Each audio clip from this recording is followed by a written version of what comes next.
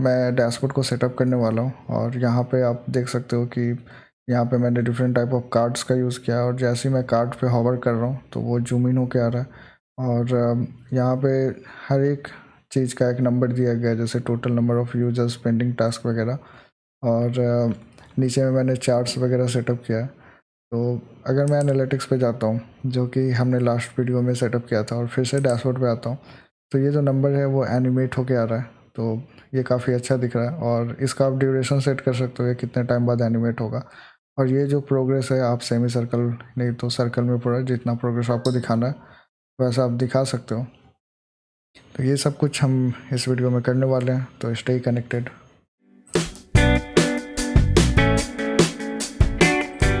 अभी ये डैशबोर्ड कुछ ऐसा दिख रहा है और ये उसका कोड है जो डैशबोर्ड के page.jsx वाला फाइल है। यहाँ पे ये टाइपोग्राफी, अगर मैं यहाँ पे देखूँ तो यहाँ पे दिख रहा है। तो मैं क्या करूँगा कि यहाँ से मैं टाइपोग्राफी को निकाल दूँगा। निकालने के बाद ये कुछ ऐसा दिखेगा और इसको मैं थोड़ा साइड में ओपन कर लेता हूँ ताकि हम अपने प्रोग्रेस को ट्रैक कर सकें। अब उसके बाद मुझे क्या करना है कि मैं टेलविन का एक क्लास क्रिएट कर लेता हूँ जो कि डिव में होगा।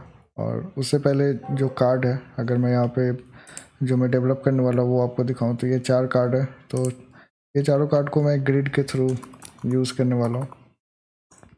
तो मैं एक क्लास नेम लूँगा ग्रिड, और अगर मुझे 4 लेना है तो मैं ग्रिड कॉल्स 4 ले लूँगा। और उसके बाद जो ग्रिड के बीच में जो गैप होगा वो मैं यहाँ पे डिफाइन कर दूँगा, जो कि 6 है। अब इसके अंदर मैं जो भी डिव ले रहा हूँ वहाँ पे मैं 4 उसको 4 पार्ट्स में डिवाइड कर सकता हूँ। तो उसके बाद मैं क्या करूँगा कि मैं एक और डिव ले लूँगा और यहाँ पे मैं लूँगा क्लास नेम। और क्लास नेम के अंदर मैं डिफाइन कर सकता हूँ कि उसका कॉल स्पैन क्या होगा। तो यहाँ पे मैं कॉल स्पैन 1 दे देता हूँ। अब जब ये 1 हो गया तो इसके अंदर मैं अब अपना जो एक्चुअली में कार्ड का कोड है वो लिख लेता हूँ। तो फिर से मैं एक डिव लूँगा और इसके अंदर एक क्लास आएगा और क्लास के अंदर मैं mx ऑटो ले लेता हूँ। मार्जिन x मतलब लेफ़्ट और राइट साइड जो होगा वो ऑटो पे रहेगा।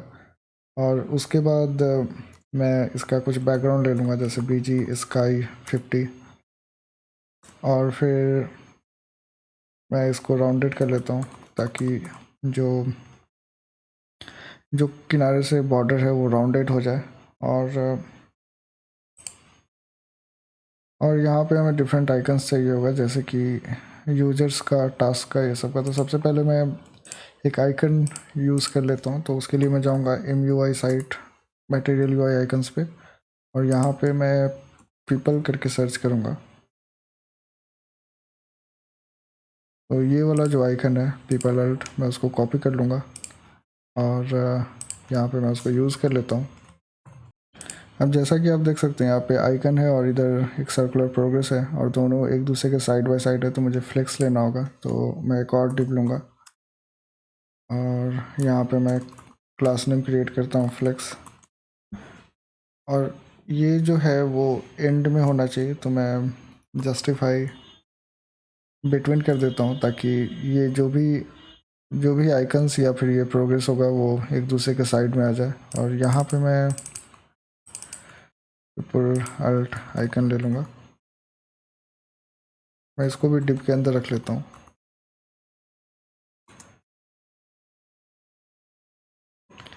और एक और डिव ले लूँगा और उसमें मैं फ़िलहाल के लिए एक H2 क्रिएट करके यहाँ पे प्रोग्रेस लिख देता हूँ। अगर मैं यहाँ पे कोड पे आके देखूँ तो ये कुछ ऐसा दिख रहा है। अब यहाँ पे मुझे क्या करना होगा कि इसको थोड़ा सा क्लास वगैरह लगाना होगा, जैसे मार्जिन लेफ्ट 5, मार्जिन टॉप 5, और सेम क्लास को मैं नीचे वाले प्रोग्रेस पे भी यूज़ कर लूँगा। अब उसके बाद नीचे में जो है यहाँ पे टोटल यूजर्स आएगा और टोटल यूजर्स का काउंट लिखना है।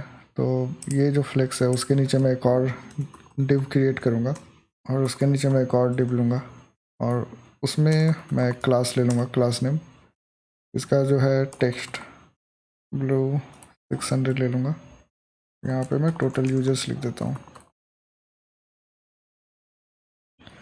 और उसके नीचे मैं एक और डिव क्रिएट कर लूँगा और यहाँ पे मैं एक क्लास नेम लूँगा और वो क्लास नेम हो जाएगा टेक्स्ट 3 एक्सेल। और यहाँ पे जो नंबर लिखना है मुझे वो मैं यहाँ पे नंबर दे देता हूँ।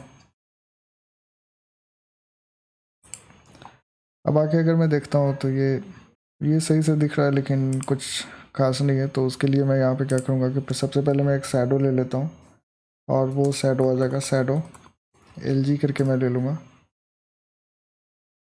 ताकि ये थोड़ा ऊपर दिखे। और यहाँ पे जो स्पेस है वो काफ़ी कंजस्टेड दिख रहा है।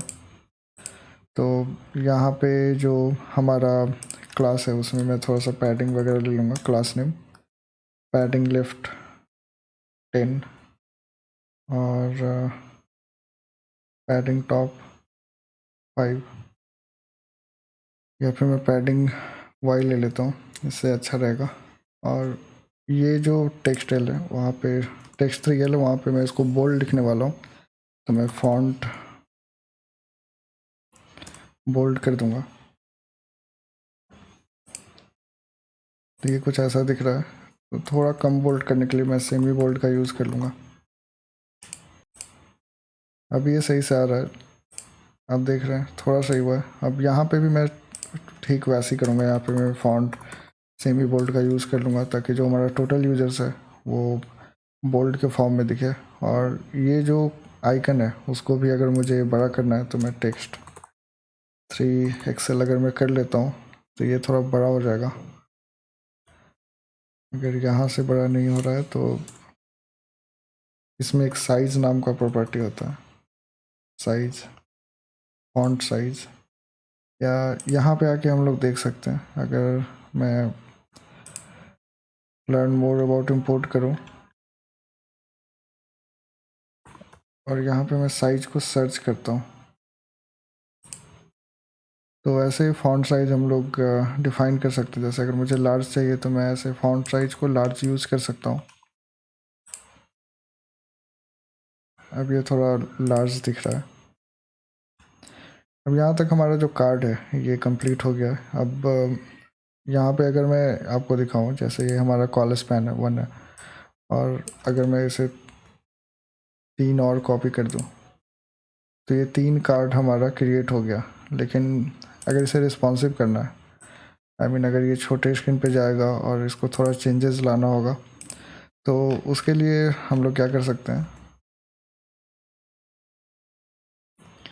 कि यहाँ पे जो कॉल स्पैन है वहाँ पे अगर मैं SM या एक्स्ट्रा स्मॉल का पैरामीटर पास कर दूँ, जैसे अगर ये वाला जो कॉल स्पैन है ये सिर्फ लार्ज स्क्रीन के लिए होना चाहिए और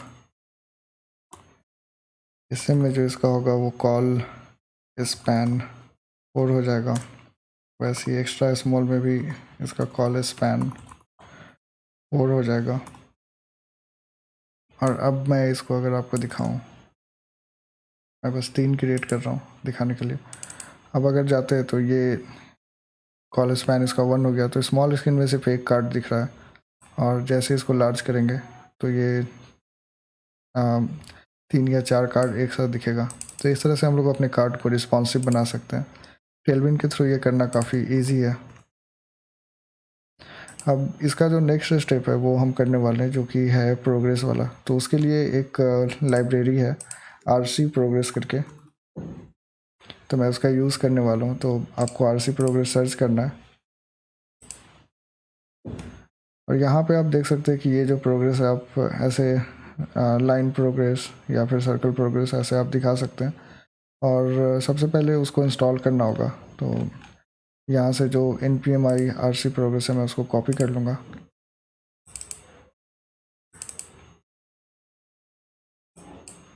और एक और नया टर्मिनल ओपन करके मैं RC प्रोग्रेस को इंस्टॉल कर लूँगा। एक बार जब हमारा RC प्रोग्रेस इंस्टॉल हो जाएगा तो यहाँ पे उसका स्टेप दिया हुआ है। अगर आप नीचे स्क्रॉल करते हैं तो सबसे पहले मुझे उसको इंपोर्ट करना है। तो मैं ऊपर में RC प्रोग्रेस को इंपोर्ट कर लूँगा और यहाँ पे मुझे बस सर्कल चाहिए तो मैं बस सर्कल का यूज़ करने वाला हूँ। लाइन को अभी मैं निकाल देता हूँ। अब नीचे में ये जो सर्कल है उसको ऐसे कॉपी करना है और जहाँ पे मैंने प्रोग्रेस लिखा था वहाँ पे मैं सर्कल को ऐसे लगा दूँगा। तो अभी फ़िलहाल ये इंस्टॉल हो रहा है, इंस्टॉल होने के बाद हम चेंजेस को देख सकते हैं। अब मैं क्या करने वाला हूँ कि मैं यहाँ पे एक क्लास क्रिएट करूँगा राउंड प्रोग्रेस के नाम से, और ये जो राउंड प्रोग्रेस है मैं global dot C S S में डिफ़ाइन करने वाला हूँ। तो मैं चला जाता हूँ global dot C S S, और यहाँ पे आके मैं राउंड प्रोग्रेस को डिफ़ाइन करूँगा। इसका जो हाइट होगा वो मैं दे दूँगा 50 पिक्सल्स, और विड्थ भी इसका आ जाएगा 50 पिक्सल्स।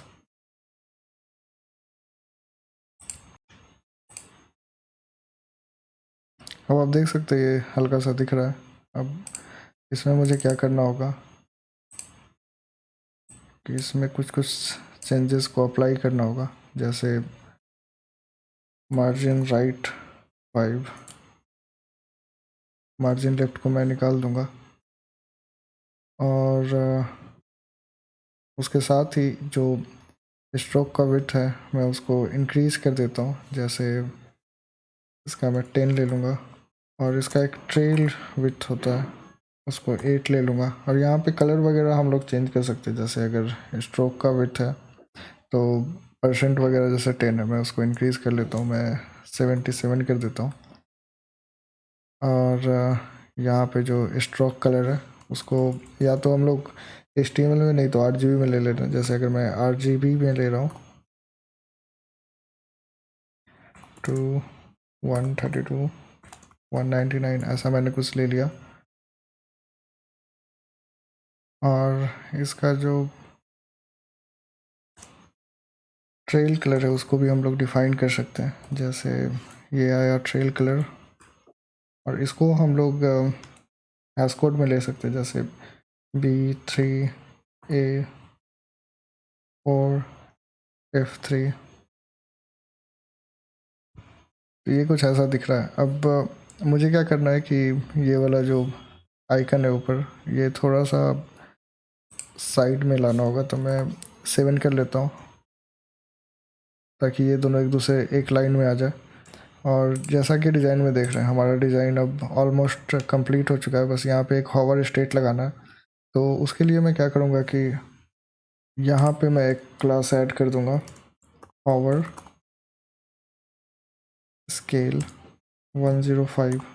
और अभी अगर मैं हॉवर करता हूँ तो ये देख रहे हैं, लेकिन ये स्मूथ नहीं है। तो स्मूथ करने के लिए मुझे क्या करना पड़ेगा कि यहाँ पे एक ट्रांजिशन नाम का क्लास होता है, ट्रांजिशन, और एक ड्यूरेशन होता है, मतलब कितने टाइम में हम लोग ट्रांजिशन को दिखाने वाले हैं, तो वो हम लोग ड्यूरेशन से कर सकते हैं। तो ड्यूरेशन 150 में लगा दूंगा।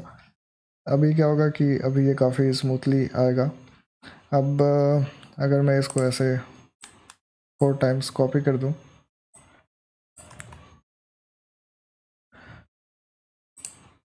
तो आप देख रहे हैं ये आ रहा है, और हॉवर करने पे काफ़ी अच्छे से दिख रहा है, और स्मॉल स्क्रीन पे जाने पे ये एक के नीचे एक आ रहा है। तो इस तरह से हम अपने डैशबोर्ड में कार्ड्स को क्रिएट कर सकते हैं। अब बच गया ये एनिमेशन वाला, तो उसके लिए आता है रिएक्ट काउंटअप करके। तो मैं रिएक्ट काउंटअप का जो लाइब्रेरी है उसको सर्च कर लूँगा।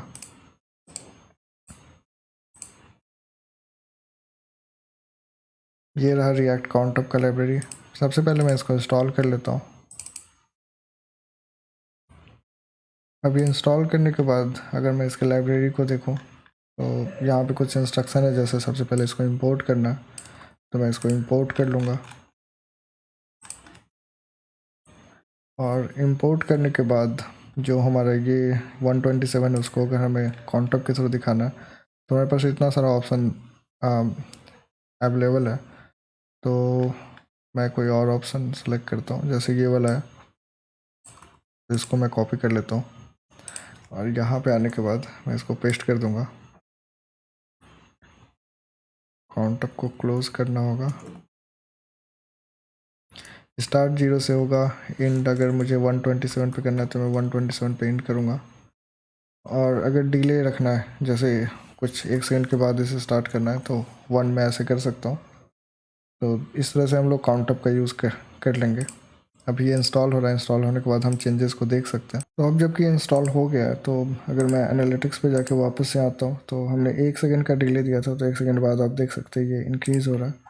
और इस तरह से हम लोग जो नंबर को एनिमेट करना है उसको अचीव कर सकते हैं।